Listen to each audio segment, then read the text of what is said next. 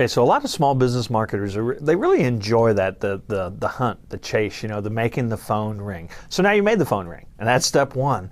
It's amazing how often this is a place where people will drop the ball. So now what? Somebody actually called and they actually wanted more information. So in my mind, it is absolutely essential that you have a systematic approach to how do you actually respond to a lead. Because one of the things that all of your marketing has done to this point is it's done correctly, it's set a bit of an expectation of how they're going to be treated, how the experience is going to go, on what it's going to be like having a relationship with your business. So the worst thing you can do at this point is to not meet that expectation. So what I suggest you do is you actually have, that you break your lead conversion, that's just a fancy word for what a lot of people might call selling, but that you have your actual selling and turning them into a client step broken down into three parts. And the first part is what I call discovery. So that if you run an ad or if somebody responds to something and downloads, that you have a step which allows you to discover who they are, what their needs are, if it's a good fit, kind of quickly, systematically. And for some people that may just be done on a phone call or with a form, or in some cases it may be that you would actually have an introductory meeting of some type. It depends on your product, your business, or your service. But you actually have a way in which you're going to do that. And here's one of the keys, is that if that is your way that you respond, that everyone in the organization who is going to come into contact with the client in that way does the same thing. There is nothing worse than when somebody calls up on the phone and they're responding to an offer, and depending upon who answers the phone, they get one answer, or maybe that person doesn't know anything about it, and what a terrible experience. So not only do you have this way, this discovery step, but that you also have it in such a way, and maybe you even have a mechanism so that everyone can be taught it, and certainly everyone who is selling in your organization is taught to use the same tool. Now the second step is really the communication of, here's what we do. So in a lot of businesses that may come out in, say, this first meeting or this getting to know you type of, or come out and tell us about your business. I mean, everybody's had that kind of call.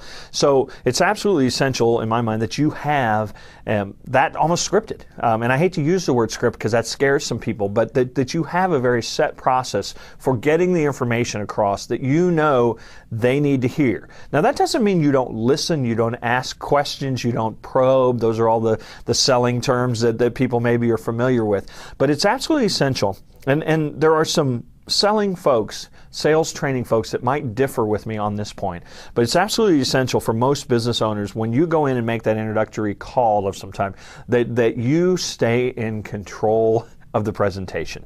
Because what will happen a lot of times is you'll show up, you want to get that business, you're hungry to get a new client, and that client will just start firing off questions. Here, can you do this? Would you do this? Would you do this? And next thing you know, all you're really doing is responding to what they think they know or what they think they need. And you've probably discovered this. A lot of your clients, a lot of your best clients anyway, really don't have any idea what they need.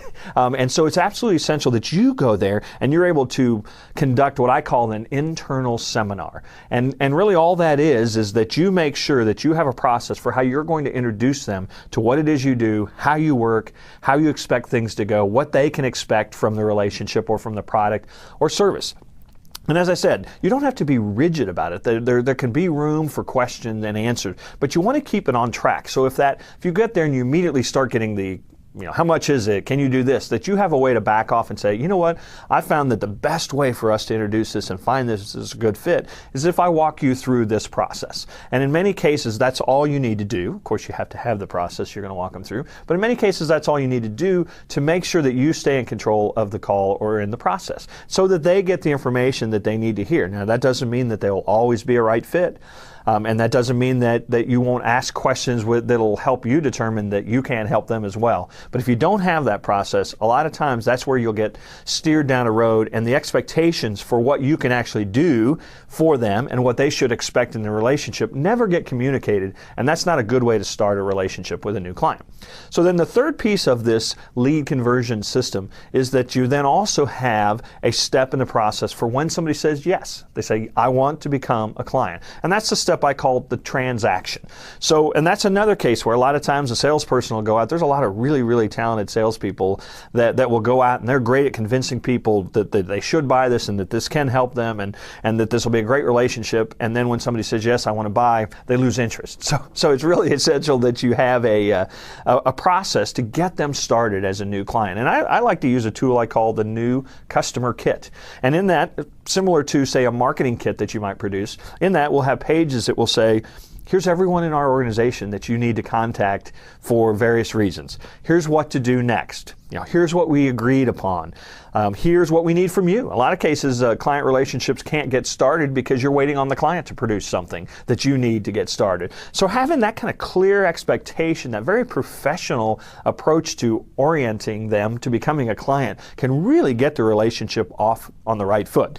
And the last piece I always like to cover in there is, here's how we expect to be paid. In fact, here's a copy of our invoice. It's amazing how often small business owners will shrink away from the money question sometime, and really addressing that up front, setting the clear expectations. Anytime you do that, I guarantee you will greatly lessen the chance that there will be a misunderstanding about how you expect to be paid, what you expect to be paid, and when.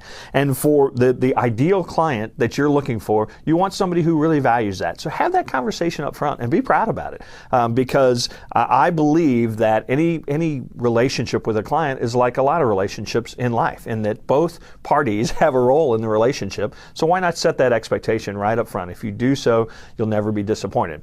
Now, one of the things I have found is that having this professional process for how you convert somebody to a lead, how you bring them into your practice, is the very starting point for where the next sale comes from when the referral comes from, because their expectations have not only been met, if you follow this process, they've probably been exceeded.